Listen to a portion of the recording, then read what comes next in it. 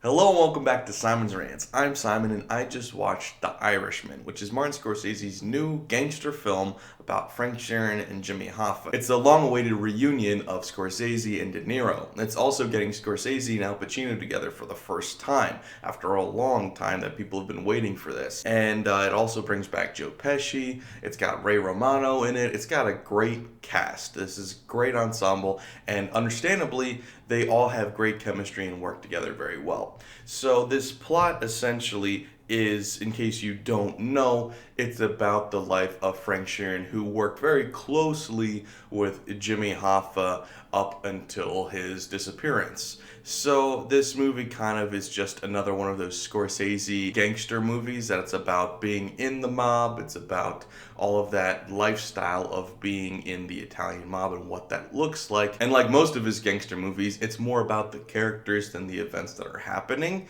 But that doesn't mean that there's no interesting events that happen in this movie. I'll talk about spoilers later on this video, but I'll give a warning before that. This is spoiler free for right now. So there's some things that first hit you when you're watching this movie, and that's the CGI, which I'm sure a lot of people are talking about. They use the same actors to portray these characters from 20s, 30s, all the way up until like 90s, very old, and you have the same actors portraying them throughout all of that. And instead of using practical effects or makeup, which would be essentially impossible to achieve these effects, they use CGI to try to de-age them, and I guess they do use a little bit of makeup to age them at the end, but for the most part they're using CGI to de-age them. And understandably, the younger they are, the more CGI they have to use, and I gotta be honest, it looks horrible, and it's not like it's particularly bad CGI for the time that it came out, which is right now. But it's like we're just not able to do that yet, and it's similar to the whole Will Smith thing in Gemini Man. It's just like this just doesn't work, and it's very noticeable. And it's like, yes, I'm glad that these effects are getting better, but we should be using these effects in movies where it's kind of like a side thing. Like it's not the focal point of the movie. So you can be developing them, and then when they're good enough, then you can put them on full display. But they're on full display in this movie, and it's just honestly painful at times. Like you can just see the very obvious shading, and just the way their faces look is just wrong. Like it looks like their heads are floating half the time. Like they're not attached to anything, because they're not. It almost looks like a Robert Zemeckis film. If you've seen any of his like motion capture movies, like A Christmas Carol, the Jim Carrey one, they look like that. It really looked like Welcome to Marwin. Like it didn't look remotely real. And I know it's been getting some praise, and like I said, it's not bad CGI for the time. But you just have to realize that it doesn't look real. It looks like an animated movie at times. When you first get that first initial flashback, you have Robert De Niro driving a truck in the past. And it's like the whole area is CGI. The truck, I don't know if the truck was CGI or if it was just a weird coloring pattern. And then he's CGI, and this is the whole shot looked like an animated film. Like a realistic animated film, but an animated film nonetheless. And it's like, that's just, it's jarring. And the longer the movie goes on, the less CGI they have to use to de-age them. So the less you notice, the less you care. But that first section is rough, and it's a lot to get through, especially when you've got like these two characters sitting next to each other talking, and one might be completely covered by a CGI mask, and the person next to them is not at all touched up, and you're like, there's a very obvious difference here. I mean, when there's two characters and they both have CGI on their face, like you'll see a lot of the time De Niro and Pesci talking to each other, and it's like, that's noticeable and looks bad, but they look the same, at least. But then you've got De Niro leaning in talking to somebody else who's not affected at all, and you're like, God, that looks bad. So there's a lot of that in this movie, and that's frustrating. This movie is also 3.5 hours long, and I'm letting you know right now, it did not need to be 3.5 hours long. However, I'm not complaining about that as much as I thought I would be. Definitely loses your interest a little bit here and there, but for the most part, I was intrigued. It held my attention for the majority of this movie, even though it kept going and going, and it really could have been edited down better. It could have been made into a tighter, more concrete plot, and there was just certain plot lines that didn't need to be included. There were certain characters that didn't need to be included. I can actually just say it right now. His daughter, Peggy, she's built up like she's an important role, and she's really not. They even bring in Anna Paquin to play the older version of her, which also makes it seem like she's going to be important, but she's not. She doesn't offer anything important. And I'm not saying I'll cut out the character, because this is a true story, and that was his daughter. He had that daughter, but she's treated like she's going to be an important character, and she's not at all. And so we waste time focusing on her, which wouldn't be a big deal if the movie was 2 hours long, but it's 3.5 hours long.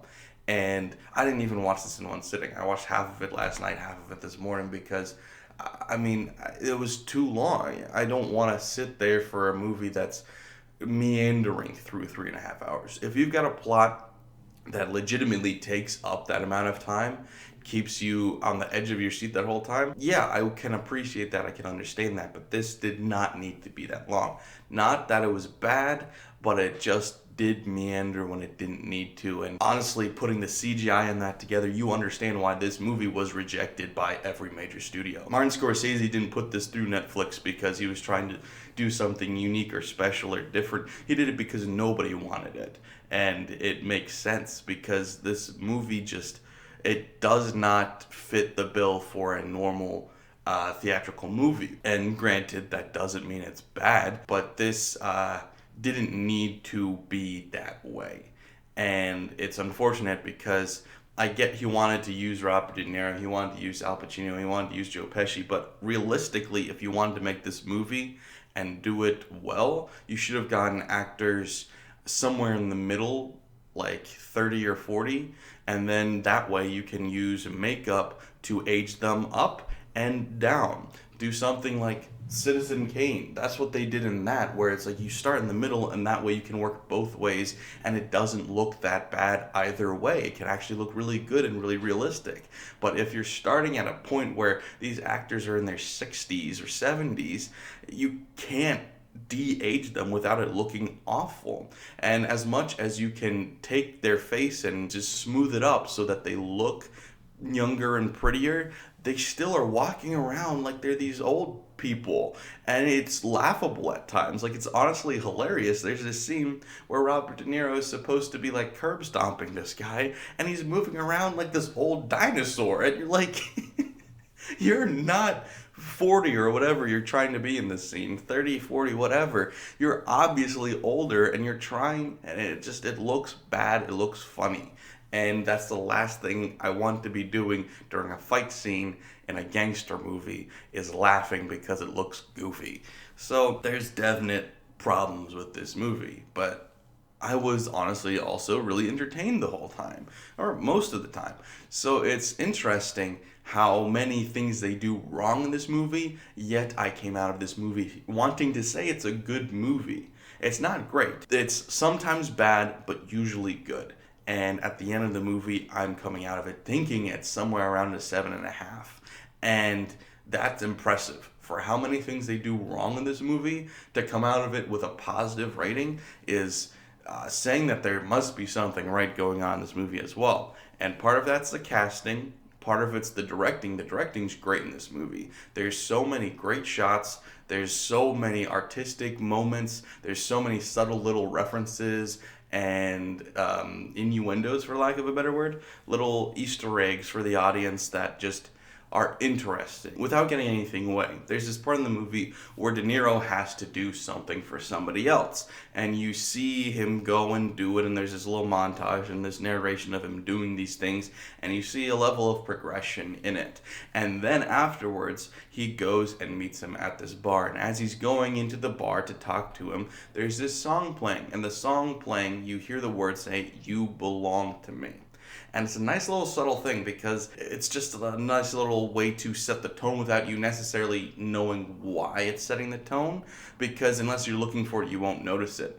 But your subconscious will pick up on it and be like putting that together, making it like insidious in your brain. Like it makes it sinister in your brain without you even really knowing why. And that was a really cool little thing that they added in there. It's weird because like most of the things about this movie that stick out to me are the issues with it, yet I enjoyed it. So it's like I can't really say that many good things about it, because the good things about it are the things that you just come to expect from a Scorsese film, where the directing's good and the acting's good and the plot is interesting. But beyond that, all the things that you can do wrong, I feel like they did. Like there's just odd, weird choices, and of course there's bad editing. And the bad editing didn't really show itself until like an hour or two into the film, but then it started up and it just didn't make sense. Like there's this scene where De Niro is calling Joe, and he calls and goes, Joe, and then it cuts and goes, Joe. It cuts like, why? I know that Thelma Schoonmaker has this weird editing style because she thinks that it helps tell this story, and sometimes it does, and sometimes it's just weird like that, and I don't get it, and I don't like it. They also did this weird Tarantino-esque style thing where whenever they were introducing this new mobster, they would have a text over their chest or underneath their head somewhere saying their name and how they died and when they died. And it was weird. Like it was just like every time you're introduced to a mobster, it's like, oh, and this guy, he got shot 7,400 times in the head in a back alley.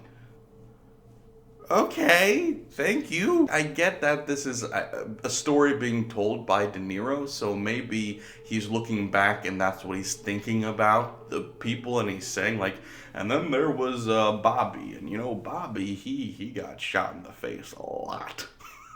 Like I guess that's what they're going for, but like it was weird. It just kept happening, and I kept being weirded out by it every time it happened. There's several attempts at humor in this movie, and most of it doesn't work, and it's just weird dialogue. Like, there's a conversation between De Niro and Pacino, and I forget how it goes exactly, but essentially Pacino goes, do you know who has this thing? And De Niro goes, no, I don't know. And then Pacino goes, I do. And De Niro goes, oh, you know who has it? And Pacino goes, no, I have the thing. I do. I have it. I don't know somebody who has it. I have it. I do. And you're like, that was supposed to be played for laughs. And you're just like, what, did a middle schooler write that? Like, that's just stupid wordplay that, like, nobody finds clever. And it's like the bare minimum, like, representation on who's on first. Like, it's like the misunderstanding type wordplay. And they did that a couple of times, and it doesn't work because it's really basic and really simplistic.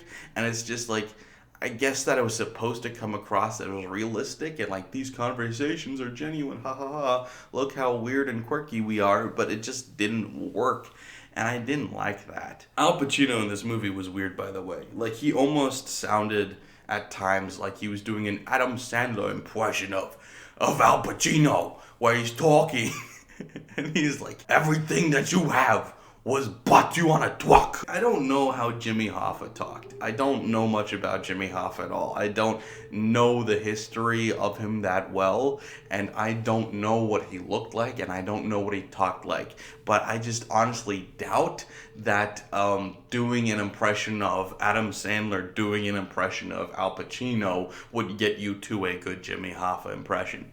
That's just my honest guess, but color me naive on the situation. I don't honestly know. So maybe it was a perfect impression.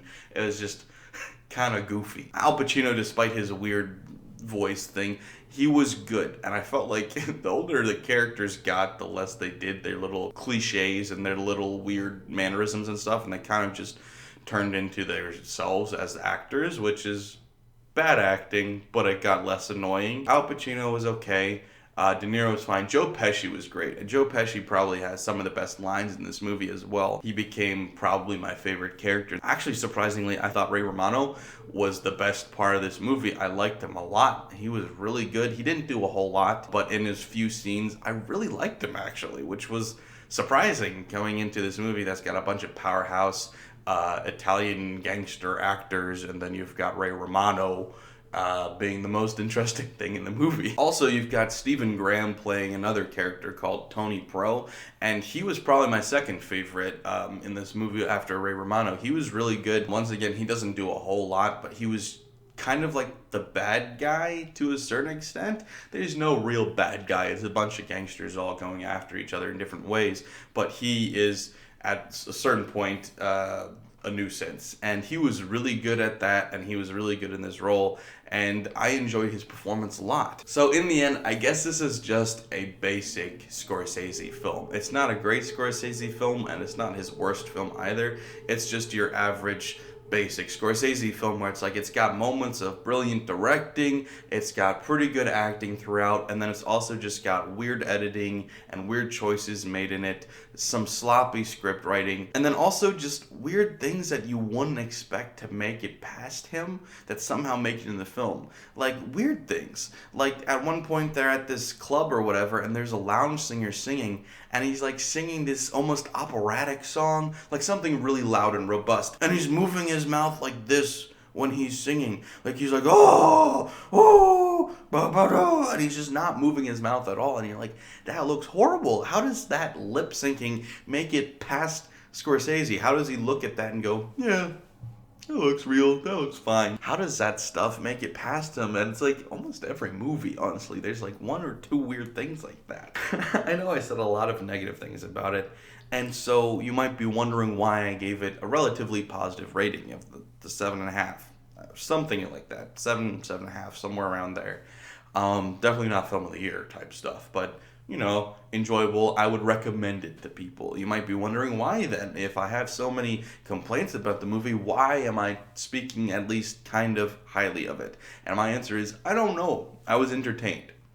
And that's the best answer I can give for you now. I was entertained by it, and there was never a moment in it that I was wishing I wasn't watching the movie. I was enjoying it the whole time, except for the couple of lags where I was like, all right, let's pick up the pace a little bit.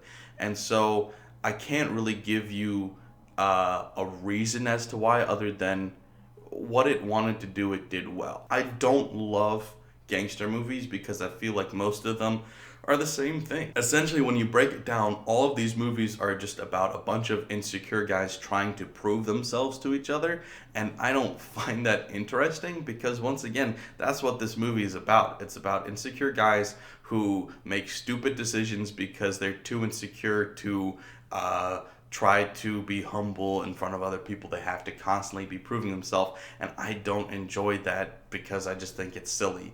But I was somehow entertained by this plot and this narrative throughout the movie, and I would probably watch it again. Now, granted, the runtime thing comes into play with that, where it's like, this didn't need to be 3.5 hours long. It's a gimmick that it's that long.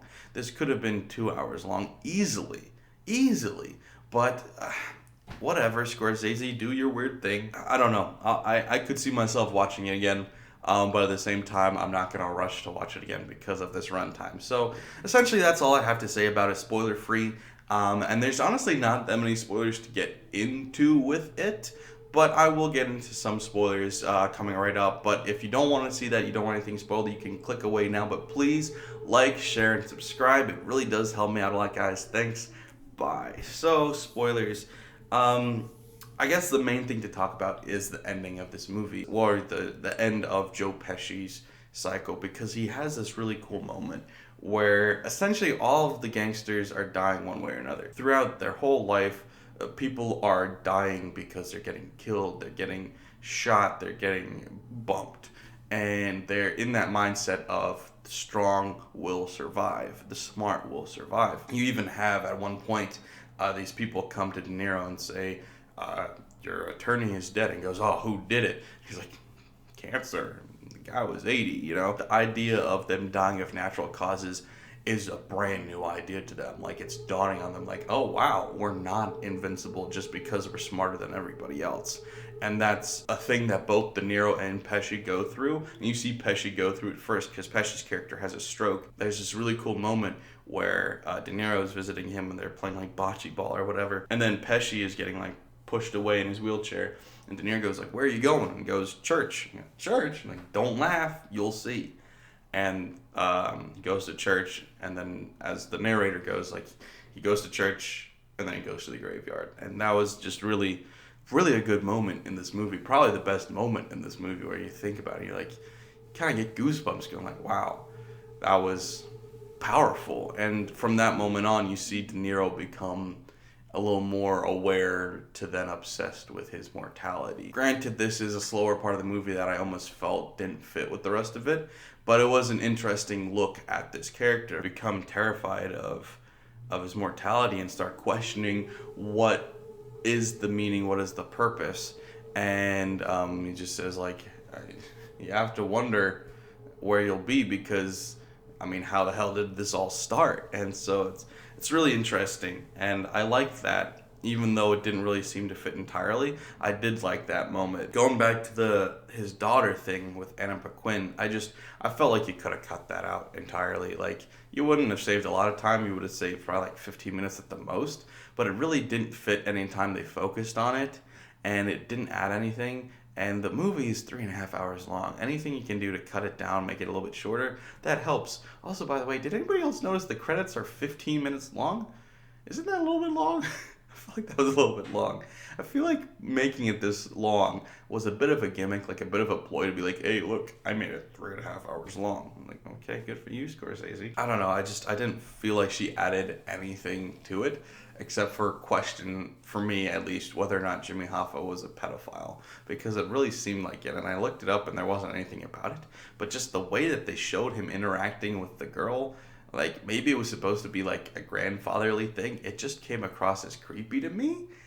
Maybe that's just me, I don't know, it was weird to me though, I didn't like that. After De Niro kills Jimmy Hoffa, he then calls Jimmy Hoffa's wife and talks to her, and pretends that he doesn't know if he's dead or not yet, and just tells her to calm down and believe the best, and just expect everything to be okay, because, just think positively.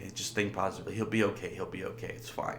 And that scene is heart-wrenching, and you know that the scene is supposed to be impactful when it's playing out. The movie's very self-aware near the end, where it's like, hey, look, we're saying important things. This is important. This is powerful. And it gets a little bit annoying, but you're like, okay, I get it. This scene does deserve that gravitas.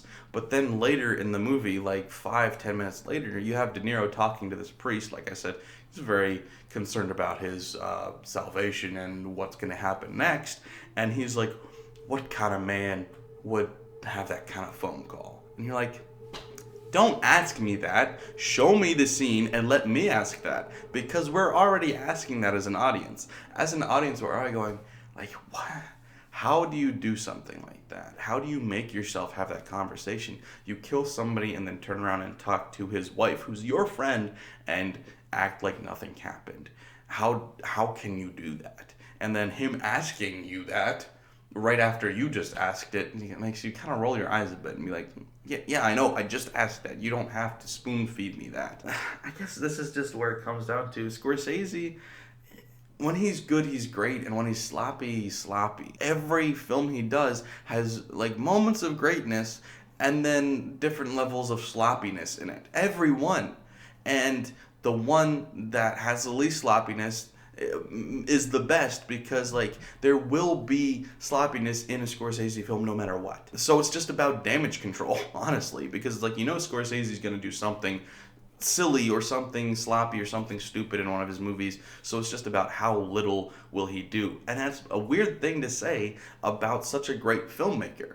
And it's like, you are a great filmmaker, stop making weird mistakes. But it's like, from the weird lip syncing thing to the lack of working humor in this, to weird random gay jokes, by the way, that just didn't work, to stupid uses of CGI that looks horrible and will age terribly. There's so much wrong in this movie that, like, you just don't expect that from, or you shouldn't expect that from, like, a great head of Hollywood type filmmaker who's looking down on Marvel going, that's not entertainment, I make entertainment. And it's like, I mean, you do, but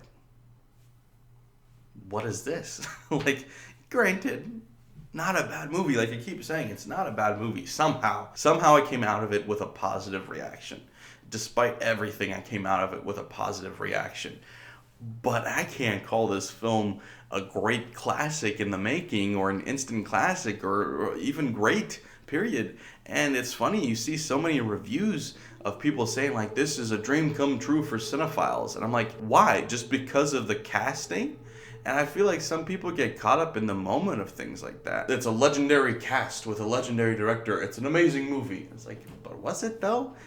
And I feel like a lot of people are making judgments on it because of that rather than because of the content of this movie. Which is a shame. That shouldn't be true. But that's just how people are. I don't know. There aren't really that many spoilers to talk about. Jimmy Hoffa dies. Which, by the way, I don't think we know how he died. But I didn't think it was that way. For some reason, I heard stories of other things happening, so I don't know how accurate this movie is. I'm going to be honest. It could be 100% accurate. It could be 0% accurate. I don't know. I really don't. But it was an interesting story regardless of whether it's true or not. I was entertained, and that's all you can really ask for from a movie. So, good moments. Can't say it's a good film. It's a good film. It's not good. I think that if there wasn't that awful CGI, I would say yeah. But that CGI just really kicked it out of me for a while. Like, I just cast younger actors. I know you love De Niro and all, but like, you didn't need to do this movie. All right, well, that's what I thought. If you haven't seen it yet, you should probably check it out. You're not going to love it probably, but it's worth seeing. It's definitely worth seeing. It's a very solid film. So I enjoyed it, but let me know what you guys thought if you have seen it, and you can comment below. We'll talk about it down there, but please like it, share, and subscribe if you're new here. Thanks for watching, guys. Bye.